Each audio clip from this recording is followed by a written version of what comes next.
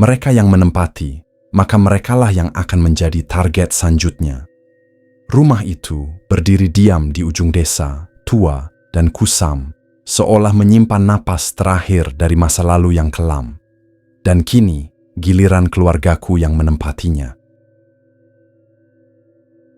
Hari itu, aku berdiri memandangi rumah baru kami, bangunan besar yang berdiri kokoh di ujung desa.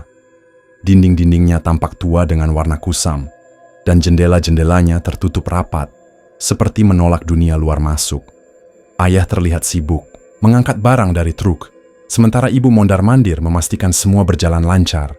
Ini rumah baru kita, Siska. Besar kan? Ayah melontarkan senyum lebar sambil menepuk bahuku. Aku hanya mengangguk pelan. Besar memang, tapi juga sunyi dan menyeramkan. Aku tidak tahu kenapa, tapi ada sesuatu yang tidak beres dengan tempat ini. Kamu nggak suka? Tanya ibu dari belakangku. Aku menggeleng. Cuma, kenapa harganya murah, Bu? Rumah segede ini biasanya nggak mungkin semurah itu. Ibu tersenyum tipis, tapi aku tahu ia merasakan hal yang sama. Ayahmu bilang, ini rezeki. Lagi pula, kita butuh rumah yang luas. Aku tidak menjawab. Pandanganku beralih ke sebuah pohon besar di halaman depan. Batangnya hitam, dengan akar yang menonjol keluar dari tanah. Angin sore membuat daunnya bergoyang perlahan, menciptakan bayangan aneh di tanah. Adikku, Adit, berlari-lari di sekitar halaman. Ia berteriak senang, seolah tidak merasakan apapun yang aneh. Aku mau pilih kamar yang di atas. Aku hanya menghela napas. Dia selalu semangat kalau pindahan, gumamku pada diri sendiri. Malam itu, aku duduk di kamar baruku. Jendela kamar ini menghadap ke halaman belakang, di mana ada sebuah sumur tua yang sudah ditutup dengan kayu. Dinding kamar ini masih bau cat baru, tetapi udara di dalamnya terasa berat, seperti ada sesuatu yang tersembunyi. Aku mencoba memejamkan mata, tetapi sulit untuk tidur. Rumah ini terlalu sunyi, bahkan untuk desa kecil. Tidak ada suara jangkrik atau binatang malam. Hanya deru angin yang kadang terdengar seperti bisikan. Tiba-tiba, aku merasa ada sesuatu yang mengawasi. Aku membuka mata dan menoleh ke arah jendela. Tidak ada apa-apa, tapi perasaan itu tidak hilang. Aku mendekati jendela perlahan, menarik tirainya, dan memandang keluar. Gelap. Sumur tua itu hampir tidak terlihat dalam kegelapan malam. Aku ingin menutup tirai kembali, tetapi sesuatu di sudut mataku membuatku terdiam. Di bawah pohon besar, di halaman depan, aku melihat bayangan hitam berdiri diam. Aku menahan napas. Itu manusia? Bisikku pada diri sendiri. Bayangan itu tidak bergerak, hanya berdiri di sana, menghadap ke rumah. Aku mencoba menenangkan diri, berpikir itu hanya ilusi karena kelelahan. Tapi ketika aku hendak berbalik, suara lembut terdengar dari arah jendela. Siska. Aku melompat mundur, hampir jatuh. Mataku langsung kembali ke jendela, tetapi bayangan itu sudah tidak ada. Aku berdiri membeku, jantungku berdegup kencang. Aku ingin keluar dari kamar ini, tapi langkahku terasa berat. Akhirnya, aku memberanikan diri dan berlari menuju kamar orang tua. Keesokan, paginya, suasana terasa lebih ringan. Cahaya matahari masuk ke dalam rumah, meskipun tetap tidak bisa menghilangkan rasa aneh yang aku rasakan semalam. Ayah sedang duduk di meja makan, menyeruput kopi hitamnya. Adit terlihat ceria seperti biasa, sementara ibu sibuk membereskan dapur. Kamu kelihatan capek, ujar ibu sambil menatapku. Aku hanya mengangguk, tidak ingin menceritakan apa yang kulihat semalam. Adit, seperti biasa, mulai mengoceh. Aku dengar suara langkah kaki di atas kamar aku semalam loh. Mungkin ada tikus gede. Di loteng. Tikus, tanya ayah sambil tertawa kecil. Kita pasang jebakan aja nanti. Aku ingin mengatakan bahwa ini bukan tentang tikus. Tetapi saat aku membuka mulut, aku melihat seseorang di luar jendela ruang makan. Pak Sanusi, tetangga yang membantu kami pindahan kemarin, berdiri di tepi jalan. Wajahnya tampak cemas, tetapi ia hanya diam memandang rumah kami. Bibirnya bergerak, seperti sedang melafalkan doa. Aku menelan ludah. Perasaan aneh kembali menjalar di tubuhku. Ada sesuatu yang tidak beres dengan tempat ini, dan aku akan mencari tahu, tidak peduli apa yang terjadi. Hari kedua di rumah baru ini tidak terasa lebih baik. Seharian aku membantu ibu beres-beres, sementara ayah dan Adit sibuk memasang rak di ruang tamu. Tapi, pikiranku tidak bisa lepas. Dari kejadian semalam, bayangan di bawah pohon, suara yang memanggil namaku. Aku mencoba membuang semua itu dari kepalaku, tapi perasaan gelisah terus menghantuiku. Setiap sudut rumah ini seperti menyimpan sesuatu yang tak terlihat. Dinding-dinding tua seolah berbisik, dan lantai kayu yang berderit terasa seperti jejak langkah dari masa lalu. Menjelang malam, ayah memutuskan untuk menyalakan televisi di ruang tengah mencoba mencairkan suasana. "Ayo, kumpul di sini," katanya sambil memanggil kami. Nonton film bareng. Aku duduk di sofa dengan malas, sementara Adit sudah asik memakan camilan. Ibu membawa teh hangat dan duduk di sebelahku. Film yang diputar adalah komedi, tapi entah kenapa aku tidak bisa menikmati. Rasanya seperti ada yang memperhatikan kami dari tempat yang gelap. Ketika malam semakin larut, aku memutuskan untuk tidur lebih awal. Kamar ini terasa lebih dingin daripada biasanya, meskipun jendela sudah tertutup rapat. Aku menarik selimut hingga ke dada, mencoba mengabaikan rasa tidak nyaman yang kembali muncul. Tepat ketika aku hampir terlelap, suara berisik terdengar dari arah dapur. Aku membuka mata dengan cepat. Suaranya seperti piring jatuh, diikuti suara langkah kaki pelan. "Adit," aku memanggil, meskipun aku tahu adikku itu sudah tidur di kamarnya. Tidak ada jawaban. Aku bangkit dari tempat tidur, meraih senter kecil di meja, dan keluar dari kamar. Koridor rumah ini gelap, hanya diterangi cahaya remang dari bulan yang masuk melalui jendela. "Duh, kenapa harus aku yang ngecek?" Gumamku, berusaha menguatkan diri. Aku berjalan perlahan ke arah dapur. Suara itu berhenti begitu aku mendekat, tetapi suasananya tetap aneh. Ketika aku menyalakan lampu dapur, semuanya terlihat normal. Tidak ada piring yang jatuh, tidak ada yang rusak. Aku menghela napas lega. Mungkin cuma kucing di luar, pikirku. Tapi ketika aku berbalik untuk kembali ke kamar, aku melihat sesuatu dari sudut mataku. Sebuah bayangan di ujung koridor. Bayangan itu tampak seperti sosok wanita berdiri diam. Rambutnya panjang menjuntai menutupi wajahnya, dan tubuhnya kurus, hampir tak berbentuk. Aku membeku di tempat. Jantungku berdetak kencang, tapi tubuhku terasa seperti terkunci. Aku ingin berteriak, tetapi suaraku tercekat.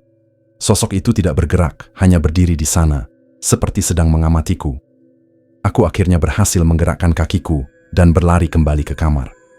Begitu sampai, aku langsung mengunci pintu dan merapatkan selimut ke tubuhku. Napasku tersengal-sengal dan seluruh tubuhku gemetar. "Apa yang baru saja aku lihat?" bisikku pada diri sendiri. Keesokan paginya, aku memutuskan untuk bercerita kepada ibu.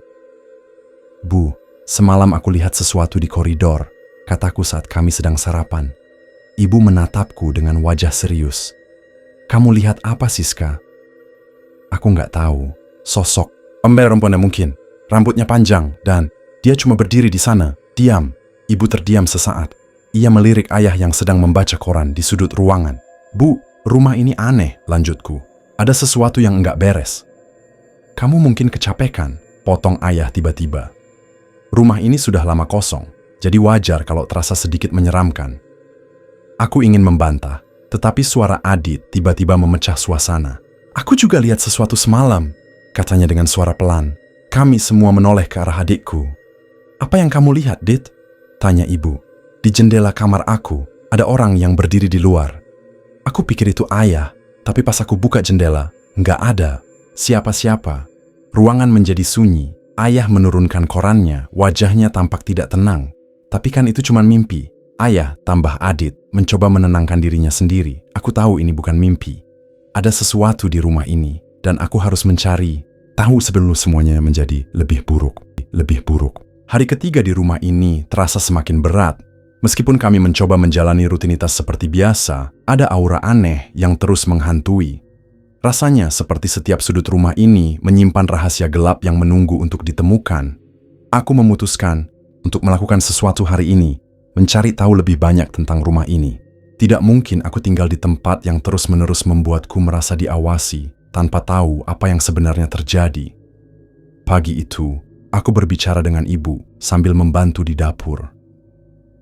"Bu, dulu waktu beli rumah ini, ayah sempat nanya-nanya ke warga. Sekitar enggak, tanyaku, mencoba terdengar santai. Ibu mengangguk sambil memotong sayuran. Ayah sempat tanya ke Pak Sanusi, orang yang tinggal enggak jauh dari sini. Dia bilang, rumah ini aman-aman saja, cuma memang lama kosong. Aku mengingat Pak Sanusi, tetangga yang kulihat kemarin. Tapi Bu, kenapa aku merasa kayak ada yang disembunyikan? Warga desa kayak takut ngomong soal rumah ini. Ibu terdiam sejenak, lalu melanjutkan pekerjaannya. Mungkin kamu cuma terlalu banyak pikiran, Siska. Ini cuma rumah tua. Aku tahu ibu tidak ingin membahasnya lebih jauh, jadi aku memutuskan untuk bertanya langsung ke Pak Sanusi. Siang itu, aku berjalan ke rumah Pak Sanusi sendirian. Rumahnya tidak terlalu jauh, hanya beberapa menit dari rumah kami.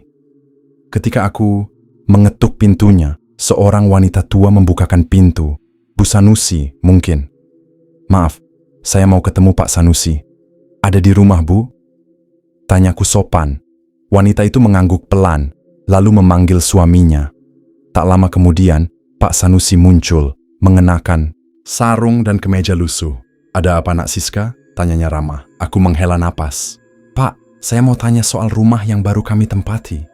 Apa Bapak tahu sesuatu tentang rumah itu? Soalnya saya merasa ada yang aneh di sana. Wajahnya langsung berubah tegang. Ia melirik ke arah Bu Sanusi yang buru-buru masuk ke dalam rumah. Kenapa? Kamu tanya soal itu? Suaranya nyaris berbisik. Saya cuma mau tahu, Pak. Semalam saya lihat sesuatu di rumah itu, dan adik saya juga. Pak Sanusi terlihat ragu. Itema menggigit bibirnya, seperti sedang menimbang-nimbang apakah harus berbicara atau tidak. Akhirnya, ia mendekat dan berbisik. Rumah itu memang bukan rumah biasa, Nak. Dulu, tempat itu adalah tanah makam keluarga seorang dukun. Orang-orang bilang, dukun itu sangat sakti dan penuh dendam. Dendam? Aku mengulang, merasa bulu kudukku meremang. Iya, jawabnya pelan. Waktu Belanda datang ke desa ini, keluarga dukun itu dibantai habis. Mereka dikubur di sana, tapi setelah itu, ada yang mendirikan rumah di atas tanah itu. Sejak saat itu, setiap orang yang tinggal di sana pasti mengalami hal-hal ganjil. Aku terdiam. Jadi, rumah ini memang punya sejarah kelam. Tapi kenapa ayah dan ibu tidak diberitahu soal ini sebelumnya? Kenapa warga nggak bilang apa-apa ke ayah saya, Pak? Tanyaku lagi. Pak Sanusi menghela napas panjang. Kami takut.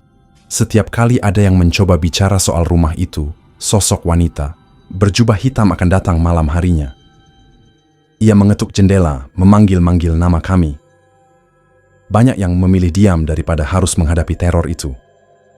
Kata-kata itu membuat dadaku berdegup kencang. Wanita berjubah hitam.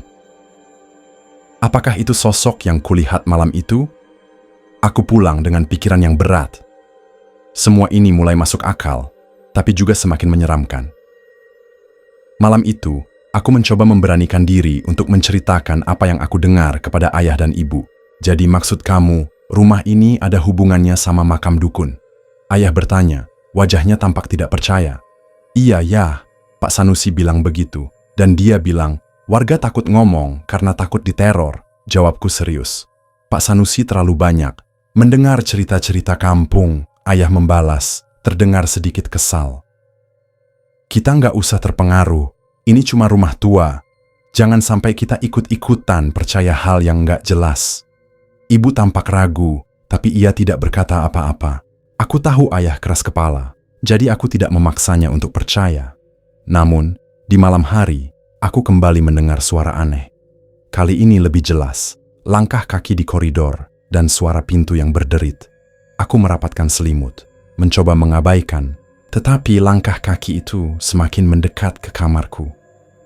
Aku mendengar suara pelan, seperti seseorang berbisik di luar pintu. Siska, aku menutup mata, berharap ini hanya mimpi buruk. Tapi ketika pintu kamar tiba-tiba terbuka dengan keras, aku tidak bisa lagi menahan teriakanku. Jeritanku memecah kesunyian malam. Aku mendengar langkah tergesa-gesa dari kamar ayah dan ibu, diikuti suara pintu kamar mereka yang terbuka. Lampu di koridor menyala, menerangi lorong yang sebelumnya gelap gulita.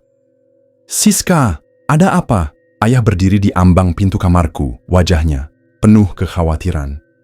Aku menunjuk ke arah pintu kamarku yang masih bergoyang pelan, seolah-olah baru saja dibuka dengan paksa. Pintunya, yah, tadi terbuka sendiri. Ada yang memanggil aku. Ibu muncul tak lama kemudian, menggenggam tangan Adit yang terlihat ketakutan. "Apa yang kamu dengar?" tanya ibu sambil memelukku. "Ada yang memanggil nama aku," jawabku dengan suara gemetar. Itu suara perempuan. Ayah menghela napas panjang dan mengusap wajahnya. "Siska, kamu pasti cuma mimpi. Pintu ini mungkin terbuka karena angin. Tapi aku nggak mimpi ya." Aku dengar suara itu jelas banget. Kataku keras, hampir menangis. Ayah menggelengkan kepala, tampak tidak percaya. "Sudahlah Siska, kamu terlalu banyak berpikir soal cerita Pak Sanusi. Itu cuma sugesti." Aku ingin membantah, tetapi ayah sudah meninggalkan kamarku. Ia memeriksa pintu kamar dan memastikan semuanya terkunci rapat sebelum kembali ke kamarnya bersama ibu. Tinggal aku dan Adit di ruangan ini. Adikku menatapku dengan wajah takut. "Kak, aku juga dengar suara langkah kaki tadi," bisiknya pelan. Aku tertegun. "Kamu dengar juga, Dit?" Adit mengangguk. "Iya, aku kira itu ayah. Tapi kalau kakak dengar suara perempuan, berarti bukan ayah." Jantungku berdetak semakin kencang. Aku tahu aku tidak gila, dan aku tidak sendirian. Ada sesuatu di rumah ini, sesuatu yang terus mengawasi kami. Keesokan paginya, suasana rumah terasa tegang. Ibu mencoba bersikap biasa saja, menyibukkan diri di dapur, sementara ayah keluar untuk bekerja. Aku memutuskan untuk bicara dengan Adit di kamar kami. "Kamu ingat apa aja dari tadi malam?" tanyaku. Adit menunduk, tampak ragu untuk bicara. Aku dengar langkah kaki di luar kamar. Terus, aku dengar suara pintu kakak kebuka. Pas aku dengar kakak teriak, aku nggak berani keluar. Aku menghela napas panjang. "Kita harus cari tahu, Dit. Kalau cuma diam, kita nggak bakal ngerti apa yang sebenarnya terjadi di sini." Adit tampak ketakutan. "Kak, aku takut. Kalau kita cari tahu, gimana kalau malah bikin mereka marah?" "Mereka siapa?" tanyaku, meskipun aku tahu jawabannya. Adit tidak menjawab. Dia hanya menatap ke lantai, lalu bergumam pelan, "Yang di rumah ini." Aku mencoba mencari keberanian untuk memulai penyelidikan kecilku. Siang itu, saat ayah belum pulang, aku berjalan mengelilingi rumah, memperhatikan setiap sudutnya. Ada sesuatu yang aneh di ruangan belakang. Dindingnya retak, dan catnya terlihat lebih tua dibandingkan bagian rumah lainnya. Aku mencoba mengetuk dinding itu, dan terdengar suara hampa, seperti ada ruang kosong di baliknya. Dinding ini, kenapa bisa kayak gini? Gumamku pada diri sendiri. Aku memanggil ibu dan menunjukkannya. "Ibu tahu ini kenapa?" tanyaku. Ibu memandang retakan itu dengan wajah bingung. Mungkin ini dinding lama yang belum direnovasi. Rumah ini kan memang tua. Aku tidak bespustengkan comannya, tetapi aku tidak ingin mendesaknya. Ada sesuatu di balik dinding ini, aku yakin. Malam itu, aku memutuskan untuk berjaga. Aku duduk di tempat tidur dengan senter di tangan, berusaha tetap terjaga. Adit sudah tertidur di kamar sebelah, sementara rumah ini kembali hening. Hening yang tidak wajar. Tepat tengah malam, suara itu kembali terdengar, langkah kaki yang perlahan mendekat ke kamarku. Kali ini, aku tidak berteriak. Aku mengambil senter dan mengarahkan cahayanya ke pintu. Pintu itu terbuka perlahan. Di baliknya, tidak ada siapa-siapa. Aku melangkah keluar kamar dengan tangan gemetar, menyoroti koridor yang gelap. Di ujung koridor, aku melihatnya lagi, sosok perempuan dengan rambut panjang menjuntai. Ia berdiri diam, tubuhnya membelakangi aku. Aku tidak tahu dari mana keberanian itu muncul, tetapi aku memanggilnya. "Siapa kamu?" Sosok itu tidak bergerak, tetapi suara pelan terdengar dari arahku, seperti bisikan. "Bukan aku yang kau cari, tapi mereka." Cahaya senterku mulai redup, dan sebelum aku sempat bereaksi, sosok itu menghilang. Aku kembali ke kamar dengan napas tersengal. Tubuhku dingin. Ada sesuatu yang jauh lebih besar dan lebih menyeramkan daripada yang aku duga. Pagi itu, aku terbangun dengan tubuh terasa lemas. Tidurku tidak nyenyak, dan bayangan perempuan itu terus menghantui pikiranku. Saat aku melangkah keluar kamar, aku melihat ibu duduk di ruang tamu dengan wajah murung, sedangkan Adit sedang sarapan. Di meja makan, tampak gelisah. "Ada apa, Bu?" tanyaku, berusaha membaca ekspresi ibu. Ibu menatapku sejenak sebelum berbicara dengan suara pelan, hampir seperti bisikan. Semalam ibu dengar suara langkah-langkah di dapur. Ibu pikir itu kamu atau Adit, tapi pas ibu ke sana, nggak ada siapa-siapa. Aku tertegun. Bu, semalam aku juga lihat sesuatu. Adit tiba-tiba menoleh ke arahku. Kak, kamu lihat apa? Semalam aku juga mimpi buruk. Ada perempuan di kamar aku, duduk di ujung ranjang. Tapi pas aku buka mata, dia hilang. Aku merasakan udara di ruangan, itu semakin berat. Apa yang terjadi di rumah ini semakin jelas, bukan sekadar kebetulan. Ibu, kataku pelan, kita nggak bisa terus-terusan diam. Kita harus cari tahu lebih banyak soal rumah ini. Ibu hanya menatapku, tanpa menjawab, matanya penuh ketakutan. Siang itu, aku kembali ke ruangan belakang, tempat dinding retak yang mencurigakan. Kali ini, aku membawa palu kecil dari gudang. Aku yakin, ada sesuatu di balik dinding itu. Sesuatu yang harus aku lihat. Adit mengikuti di belakangku dengan ragu-ragu. Kak, ini ide buruk. Kalau kamu bongkar dinding itu, kita bisa bikin mereka marah. Kalau kita nggak tahu apa yang sebenarnya terjadi, kita nggak akan pernah tenang, jawabku. Meski aku sendiri merasa takut, aku mulai mengetuk bagian dinding yang retak. Suara dentingan palu memantul di dalam ruangan kosong itu. Setelah beberapa kali pukulan, lapisan dinding itu mulai pecah, mengungkapkan sebuah ruang kecil di baliknya. Ruang itu gelap, hanya diterangi oleh cahaya matahari yang masuk dari celah dinding. Dengan tangan gemetar, aku menyoroti bagian dalam. Dengan senter, ada sesuatu di sana, sebuah peti kayu tua, penuh debu dan terlihat lapuk oleh waktu.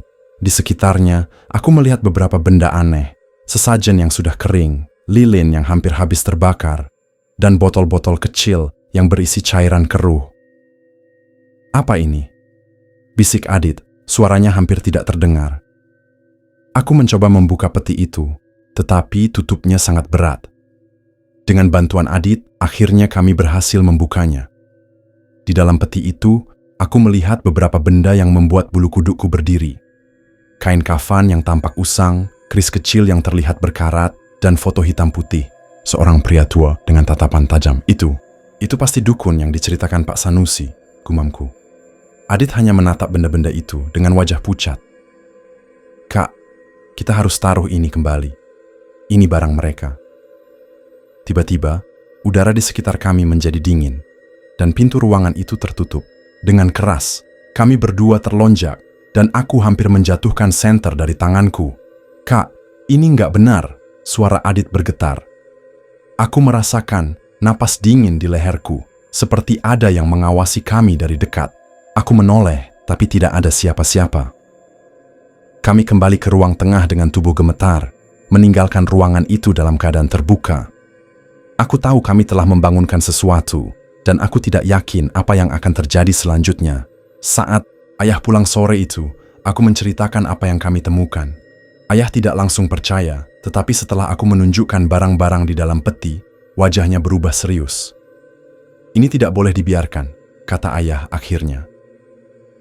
Besok, kita panggil seseorang yang bisa membantu. Aku lega ayah mulai menyadari keanehan ini, tetapi malam itu terbukti lebih mencekam dari sebelumnya. Malam harinya, suara-suara kembali terdengar. Kali ini lebih jelas, langkah kaki yang berat, suara pintu berderit, dan bisikan-bisikan samar yang memenuhi udara. Aku tidak bisa tidur, dan aku tahu Adit juga terjaga di kamarnya. Puncaknya, aku mendengar suara ketukan di jendela kamarku. Aku memberanikan diri untuk melangkah mendekat. Aku membuka tirai perlahan, dan di sana, berdiri sosok perempuan berjubah hitam dengan wajah pucat dan mata merah menyala. Dia menatapku tajam, tanpa berkata apa-apa. Aku mundur dengan panik, tetapi sebelum aku bisa berteriak, sosok itu lenyap. Dalam sekejap, aku tahu, rumah ini sedang mencoba memberitahu kami sesuatu, dan kami harus segera menemukan jawabannya sebelum semuanya terlambat. Pagi itu, rumah terasa lebih sunyi dari biasanya. Matahari sudah tinggi, tapi kehangatannya seperti tidak sampai ke dalam rumah. Aku, Adit, dan ibu duduk di meja makan, sementara ayah bersiap pergi untuk memanggil seseorang yang katanya bisa membantu. Ayah mau kemana? Tanyaku. Ayah menatapku dengan ekspresi yang sulit diterka. Ada orang pintar di desa sebelah. Aku akan bicara dengannya. Mungkin dia bisa bantu. Aku mengangguk pelan, meskipun hatiku tidak sepenuhnya yakin.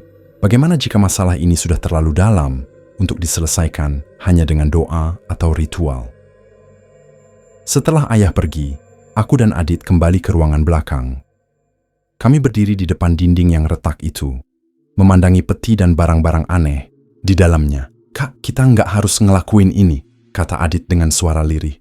Adit, kalau kita nggak cari tahu sekarang, kapan lagi? Kita harus ngerti kenapa mereka nggak tenang, jawabku, mencoba menenangkan diriku sendiri lebih daripada Adit. Kami mulai memeriksa barang-barang di peti dengan hati-hati. Foto pria tua itu masih di sana, dan saat aku mengamati lebih dekat, aku merasakan tatapan matanya seperti menusuk, meskipun itu hanya foto. Apa dia pemilik rumah ini dulu? Gumamku. Adit menunjuk keris yang ada di dalam peti. Kak, lihat ini. Kerisnya kayak berlumuran sesuatu. Aku mengambil keris itu dengan hati-hati. Benar saja, ada noda hitam di ujungnya yang terlihat seperti darah kering. Perasaan dingin merayap di tubuhku saat aku menyentuh benda itu. Tiba-tiba, terdengar suara seperti seseorang memukul-mukul tanah di bawah kami. Suara itu dalam dan bergema, seolah berasal dari jauh di bawah lantai. Kak, itu apa? Tanya Adit dengan wajah pucat. Aku menelan ludah, mencoba menguasai diri. Aku nggak tahu, tapi kita harus lihat dari mana asalnya. Kami mengikuti suara itu ke sudut ruangan. Tempat lantai kayu terlihat lebih gelap dan lapuk.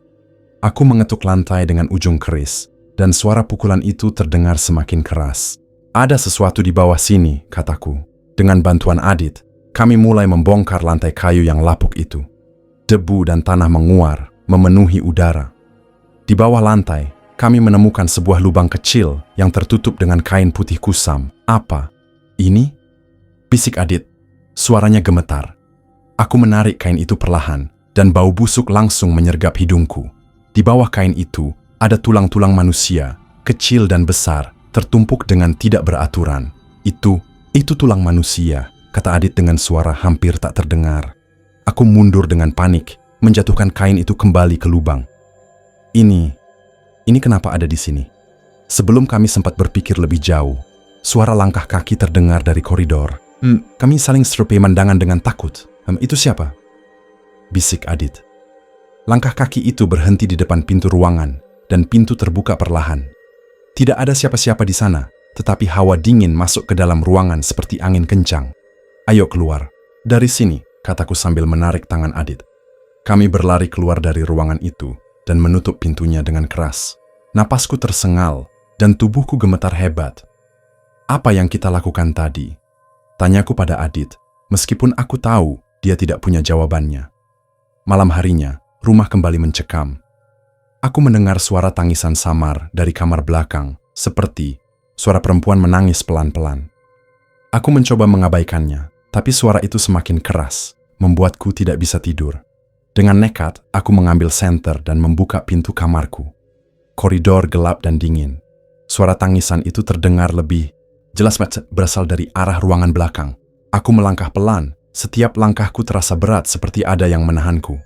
Saat aku tiba di depan ruangan itu, aku mendapati pintunya sedikit terbuka, dan dari celahnya, aku melihat sesuatu. Seorang perempuan dengan rambut panjang duduk di lantai, memeluk lututnya, dan menangis pelan. Siapa kamu? Tanyaku dengan suara gemetar. Perempuan itu berhenti menangis dan menoleh ke arahku. Wajahnya rusak, penuh luka, dan matanya merah menyala. Ia menatapku dengan tajam sebelum berkata dengan suara serak, "Kami tidak tenang. Kembalikan hak kami." Aku melangkah mundur, tetapi pintu tiba-tiba tertutup dengan keras, memisahkanku dari sosok itu. Saat aku kembali ke kamar, tubuhku gemetar hebat. Adit terbangun dan menatapku dengan bingung. "Kak, kamu kenapa?" "Ada perempuan di ruangan itu," jawabku dengan suara parau. "Dia bilang mereka tidak tenang." Adit tampak semakin ketakutan. Apa maksudnya? Aku tidak tahu jawabannya, tetapi aku tahu satu hal, rumah ini menyimpan rahasia gelap yang lebih besar daripada yang pernah kubayangkan. Dan kami tidak akan selamat jika tidak menemukan cara untuk menghentikannya. Pagi harinya, ayah kembali dengan wajah lesu. orang pintar yang ia temui menolak untuk membantu. Dia bilang, rumah ini bukan urusan manusia biasa, kata ayah, suaranya bergetar.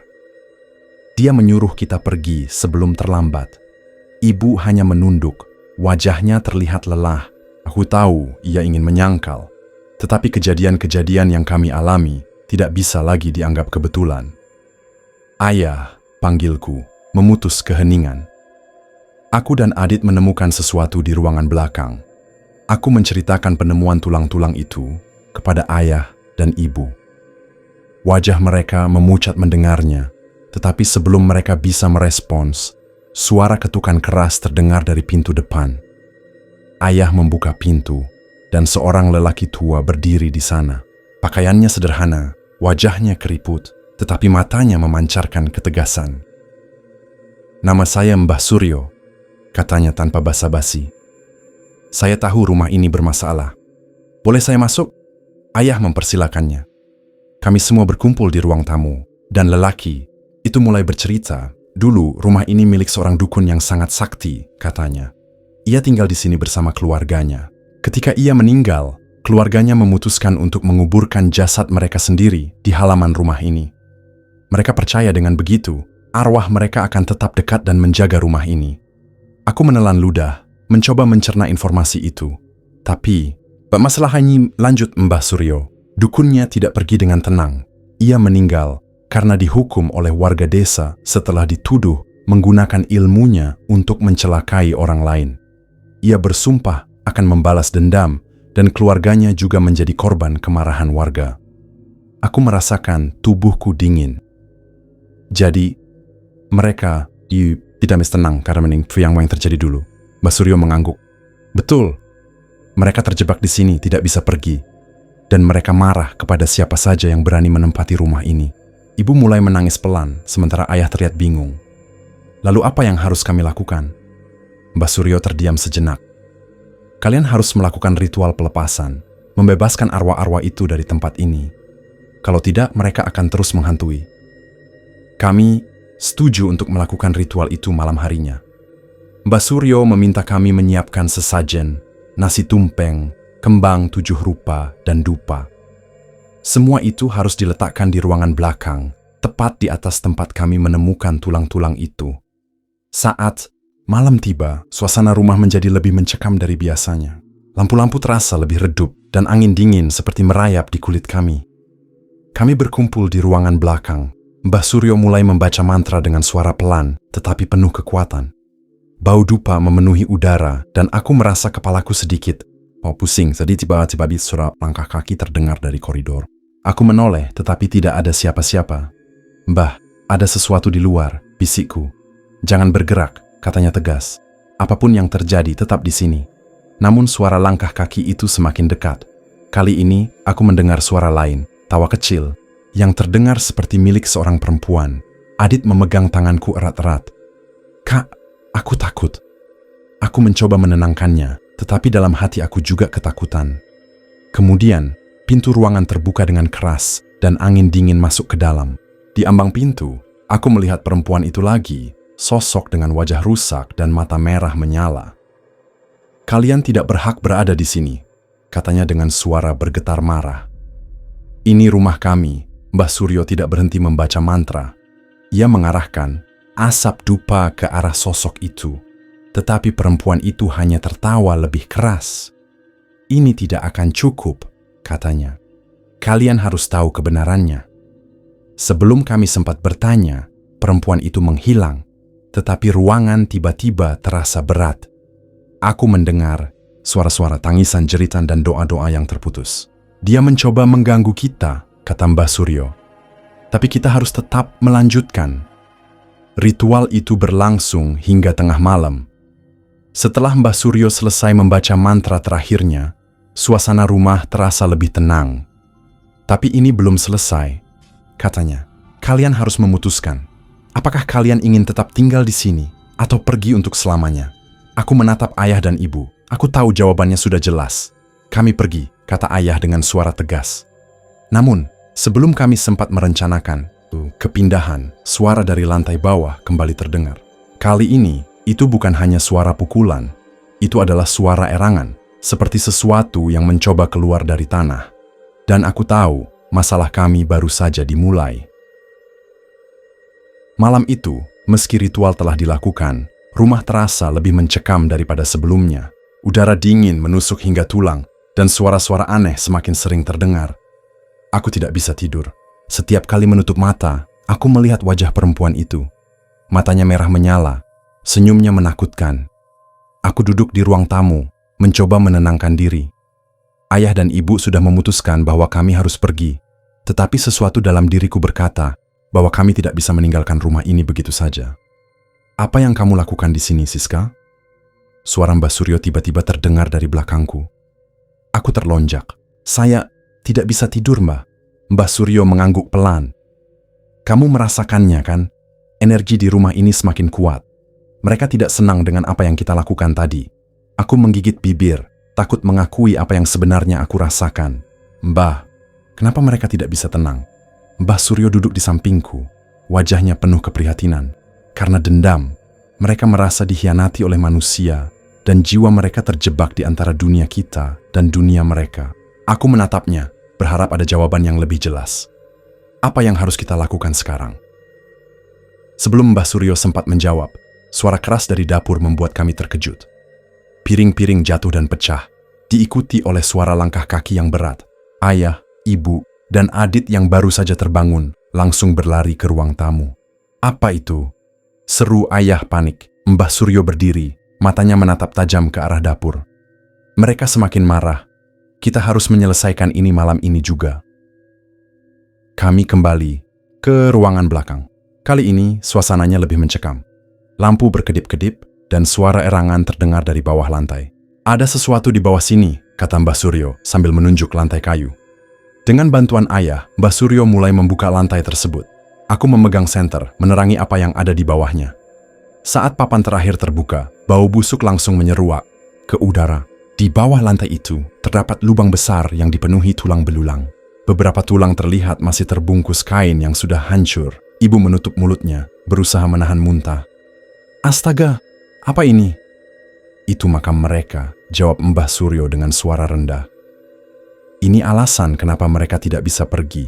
Rumah ini berdiri di atas kuburan keluarga dukun itu. Aku merasa perutku mual. Semua yang kami alami mulai masuk akal, tetapi rasanya terlalu mengerikan untuk diterima. Apa yang harus kita lakukan sekarang, Mbah?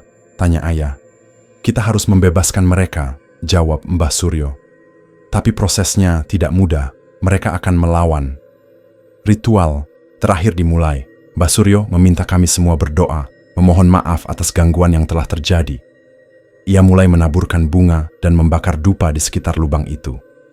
Namun, saat ia mulai membaca mantra, suara tangisan terdengar semakin keras. Tiba-tiba, sosok perempuan itu muncul di depan kami, lebih menyeramkan dari sebelumnya. Kalian tidak akan berhasil. Teriaknya, suaranya menggelegar. Ia melayang ke arah Mbah Suryo, tetapi Mbah Suryo tetap membaca mantra tanpa henti. Perempuan itu berteriak, dan tubuhnya mulai berubah. Matanya semakin merah, kulitnya menghitam, dan tubuhnya terlihat membesar seperti raksasa. Aku merasa tubuhku gemetar, tetapi aku tidak bisa bergerak. Adit bersembunyi di belakangku, menangis, ketakutan. Kak, aku takut, bisiknya. Aku menggenggam tangannya erat-erat. Tidak apa-apa, Dit. Kita akan keluar dari sini. Perempuan itu tiba-tiba berbalik ke arahku. Kamu, katanya, menunjukku dengan jari yang panjang dan hitam. Kamu yang paling lemah, kamu harus pergi dari sini. Aku merasakan tubuhku terasa berat, seperti ada sesuatu yang menekan dadaku. Aku jatuh berlutut, mencoba bernapas, tetapi tidak bisa. Siska! Ayah berteriak, berlari ke arahku. Namun, sebelum ia bisa mendekat, sosok perempuan itu menghilang, dan semuanya kembali sunyi. Aku bisa bernapas lagi, tetapi tubuhku masih gemetar. Setelah ritual selesai, Mbah Suryo berkata bahwa arwah-arwah itu mulai tenang, tetapi ini hanya sementara. Kalian harus pergi sebelum mereka kembali marah. Katanya dengan tegas. Ayah dan ibu setuju. Kami mulai mengemasi barang-barang kami, siap meninggalkan rumah itu untuk selamanya. Namun, sebelum kami sempat keluar dari rumah, sesuatu terjadi. Pintu depan tertutup dengan keras, dan suara-suara mulai terdengar dari segala arah. Dan aku tahu, ini belum berakhir. Ini belum berakhir. Pintu depan tertutup keras, menggemakan suara yang membuat kami semua terdiam. Seolah-olah rumah ini tidak ingin kami pergi. Angin dingin berputar di dalam ruang tamu, membuat api di lilin-lilin ritual bergoyang liar. "Ayah, pintunya terkunci," kata ibu. Suaranya bergetar sambil mencoba membuka pintu. Mbah Suryo memejamkan mata, menggumamkan doa, tetapi suara-suara di sekitar kami semakin keras. Langkah kaki terdengar dari lantai atas, disertai dengan suara tawa perempuan yang melengking, membuat bulu kudukku meremang. "Ada yang ingin kita lihat dulu sebelum pergi," kata Mbah Suryo dengan nada datar. "Apa maksudnya, Mbah?" tanya ayah. "Mereka ingin kita tahu sesuatu. Sesuatu yang menjadi alasan kenapa mereka tidak akan pernah tenang." Aku menelan ludah. "Maksud Mbah, mereka sengaja mengurung kita di sini?" Mbah Suryo mengangguk pelan. "Benar, kita harus menyelesaikan ini malam ini." Kami memutuskan untuk naik ke lantai atas, di mana suara langkah kaki terus bergema. Dengan senter di tangan, aku berjalan di belakang Mbah Suryo, sementara ayah dan ibu mengikuti di belakangku, menggendong Adit yang tidak berhenti menangis. Tangga kayu itu berderit di setiap langkah kami, seperti memberi peringatan. Sesampainya di lantai atas, suasana semakin mencekam.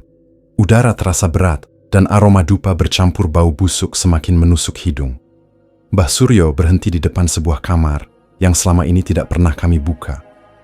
"Di sini," katanya. Ayah mencoba membuka pintu, tetapi takon.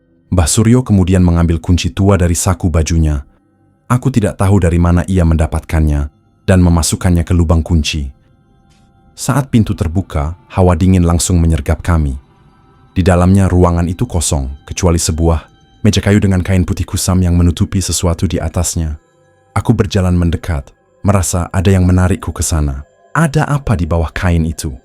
tanyaku lirih. "Jangan sentuh, Siska," tegur Mbah Suryo. Tetapi terlambat. Tanganku sudah menyentuh kain itu, dan aku menariknya perlahan. Di bawahnya, ada sebuah boneka kayu yang tampak seperti arca kecil. Wajahnya menyeramkan, dengan mata merah menyala yang seperti hidup. "Boneka ini," bisikku. "Itulah pusatnya," jawab Mbah Suryo. "Boneka itu adalah media yang digunakan dukun pemilik rumah ini untuk mengunci jiwa-jiwa keluarganya di tempat ini. Selama boneka itu ada, mereka tidak akan pernah pergi." Aku mundur beberapa langkah, merasa boneka itu seperti menatapku. "Apa yang harus kita lakukan, Mbah?" "Kita harus membakarnya," jawabnya tegas. Mbah Suryo membawa boneka itu ke lantai bawah, ke ruang belakang tempat lubang makam keluarga dukun berada. Tetapi sebelum ia sempat menyalakan api, sesuatu terjadi. Semua lampu mati, meninggalkan kami dalam kegelapan total. Aku merasakan tangan Adit menggenggam erat lenganku, dan ibu mulai membaca doa dengan suara pelan. "Tidak, kalian tidak akan menghancurkan kami." Suara perempuan itu bergema di seluruh ruangan. Bayangannya muncul di depan kami, diikuti oleh sosok-sosok lain, kuntilanak, pocong, dan bayangan hitam yang terus melayang di sekitar kami. Mereka semua terlihat marah, mata mereka menyala-nyala. "Ini tidak akan mudah," kata Mbah Suryo, sambil mulai menyalakan api pada dupa yang ia bawa. Ayah mencoba melindungi kami, berdiri di depan sambil memegang kayu yang ia temukan di dekat pintu. Tetapi aku tahu, kayu itu tidak akan banyak membantu. "Segera bakar boneka itu, Mbah!" teriakku, Mbah. Suryo mengambil boneka itu dan memegangnya di atas api. Tetapi sosok perempuan itu menyerang, melayangkan tubuhnya ke arah Mbah Suryo dengan kekuatan besar. Ia terlempar ke dinding, tetapi masih memegang boneka itu erat-erat. "Jangan berhenti, Mbah," seru ayah yang langsung berlari membantu. Aku melihat boneka itu mulai terbakar, dan suara jeritan terdengar memenuhi ruangan. Semua sosok menyeramkan. Itu mulai memudar, tetapi perempuan itu masih bertahan. Matanya menatapku dengan penuh kebencian. "Kamu pikir ini akan mengakhiri semuanya?" katanya sambil mendekat ke arahku. "Aku akan selalu ada." Aku memejamkan mata, berharap semuanya segera berakhir. Dan saat aku membuka mata lagi, ruangan itu kosong. Boneka itu telah terbakar habis, dan semua suara menghilang. Kami keluar dari rumah itu pagi harinya, meninggalkan semua barang yang tersisa. Mbah Suryo mengatakan bahwa arwah-arwah itu telah pergi, tetapi aku merasa ini belum sepenuhnya selesai. Saat mobil kami melaju meninggalkan desa, aku melihat ke belakang untuk terakhir kalinya. Rumah itu berdiri di sana, sunyi dan menyeramkan, dan di jendela lantai atas, aku melihat sosok perempuan itu menatap kami pergi dengan senyum yang tidak akan pernah kulupakan. Kami meninggalkan rumah itu dengan perasaan lega, tetapi aku tahu ada sesuatu yang masih mengganjal di hatiku. Perasaan bahwa ini belum benar-benar selesai. Mbah Suryo duduk di samping ayah, matanya terpejam seperti tengah bermeditasi. "Ibu, apakah semuanya sudah benar-benar selesai?" Tanyaku pelan, memecah keheningan di dalam mobil. Ibu menoleh ke arahku, matanya terlihat lelah. "Kita sudah melakukan apa yang harus dilakukan, Siska. Sekarang kita hanya perlu melanjutkan hidup." Tetapi aku tahu, itu lebih mudah diucapkan daripada dilakukan. Beberapa minggu setelah kami meninggalkan rumah itu, kehidupan kami kembali ke rutinitas normal di rumah kontrakan baru yang lebih sederhana. Ayah terlihat lebih tenang, meskipun ia masih sering termenung. Ibu mulai aktif memasak lagi, berusaha menciptakan suasana hangat bagi kami. Namun, aku tidak bisa berhenti memikirkan rumah itu. Malam-malamku masih dihantui mimpi buruk, bayangan sosok perempuan itu, mata merah boneka kayu, dan jeritan-jeritan yang seakan menembus pikiranku. Pada suatu malam, aku terbangun dengan napas terengah-engah. Kamar terasa dingin, meskipun semua jendela tertutup rapat. Aku melihat ke sekeliling, mencari-cari apa yang menyebabkan perasaan aneh itu. Dan saat itulah aku mendengarnya, suara langkah kaki di luar kamarku. Aku berjalan keluar kamar dengan hati-hati, mencoba mencari sumber suara itu. Rumah kami baru, seharusnya tidak ada yang aneh di sini. Tetapi perasaan itu kembali, seperti saat aku berada di rumah yang dulu. Perasaan bahwa ada sesuatu yang mengawasi. Langkah kakiku membawa aku ke ruang tamu. Di sana, di meja tengah, ada sesuatu yang seharusnya tidak ada. Boneka kayu itu, aku membeku, tubuhku terasa seperti membatu. Boneka yang sudah dibakar oleh Mbah Suryo kini ada di depan mataku, utuh seperti sebelumnya. Mata merahnya menatapku tajam, membuat napasku tercekat. Aku ingin menjerit, tetapi suaraku tidak keluar. "Kenapa kau mencoba melarikan diri dariku?" Suara itu kembali, suara perempuan dari rumah lama. Boneka itu bergeser sedikit di atas meja, seolah-olah hidup. Aku mundur perlahan, mencoba berpikir jernih. Tetapi saat aku akan berbalik dan lari, suara itu berbicara lagi. "Kalian tidak akan pernah bisa pergi. Aku sudah menunggu terlalu lama untuk ini." Pagi harinya, aku menceritakan semuanya kepada ayah dan ibu. Mereka tidak percaya pada awalnya, tetapi saat mereka melihat boneka itu di meja ruang tamu, mereka tahu bahwa kami belum benar-benar bebas. Ayah menghubungi Mbah Suryo, yang segera datang ke rumah kami dengan ekspresi serius. "Mereka telah mengikutimu," katanya dengan nada berat. "Bagaimana bisa?" tanya ayah. "Bukankah semuanya sudah selesai?" Mbah Suryo menggeleng pelan. "Ritual itu hanya memutuskan sebagian dari mereka. Tetapi arwah utama, arwah perempuan itu masih ada. Ia telah mengikat dirinya pada keluarga kalian." Aku merasakan ketakutan merayap di tubuhku. "Lalu apa yang harus kita lakukan, Mbah?" Mbah Suryo menatapku tajam. "Kamu yang harus mengakhirinya, Siska." Malam itu kami melakukan ritual terakhir di halaman belakang rumah kami. Mbah Suryo mengatakan bahwa hanya aku yang bisa menyelesaikan ini, karena aku yang paling sering berinteraksi dengan arwah itu.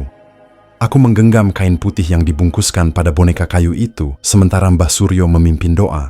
Lilin-lilin menyala di sekeliling kami, dan suasana semakin mencekam. Tiba-tiba, angin kencang berhembus, memadamkan semua lilin. Boneka di tanganku bergerak, seperti mencoba melarikan diri. "Jangan lepaskan, Siska," teriak Mbah Suryo. Aku memejamkan mata, berusaha keras untuk tidak menyerah. Tetapi, suara perempuan itu kembali.